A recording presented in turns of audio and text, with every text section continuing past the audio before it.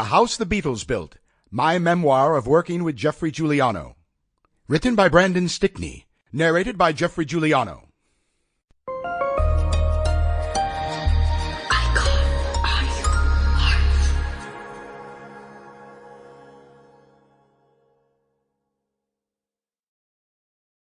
A slowly emerging thought that first realized hits so hard that it makes you stop and take a breath, brings a tear to the eye.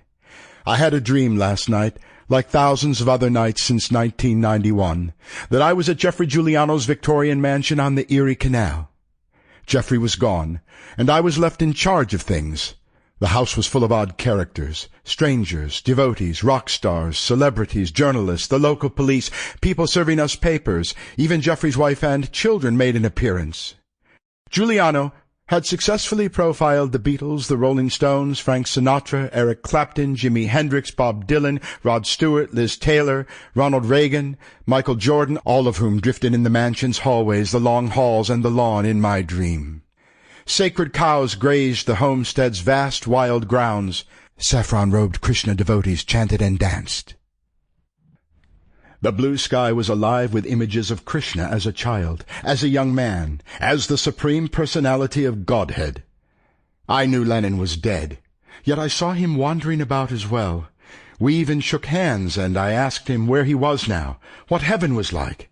He said it was no different than a field of flowers, man. I had to write it all down to understand it. My subconscious was trying to tell me that Geoffrey, the author, was gone from my life, gone from Lockport, gone from the author's house, and I was and am now in charge. I am the author, and I am surrounded in the author's house of the mind by the characters. It was time for me to take control and tell the story. There's a mansion on the hill. Psychedelic music fills the air. They say love lives there still, in that mansion on the hill. Neil Young. It's not every day that you are standing outside a brothel in the red-light district of Brussels, holding your boss's wallet and jewelry while he is inside getting a blowjob. A writer's assistant is called upon for such things as protecting the credit cards and diamonds from theft by a Belgian whore.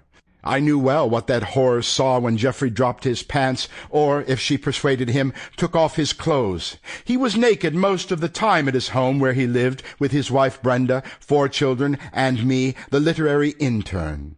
He awoke at 7, summoned me from my sleep in the guest apartment, and had his wife draw a bath. The downstairs bathroom was a large marble affair, with a 12-foot ceiling and a black lawn jockey standing next to the sink. He held Sample complete. Ready to continue?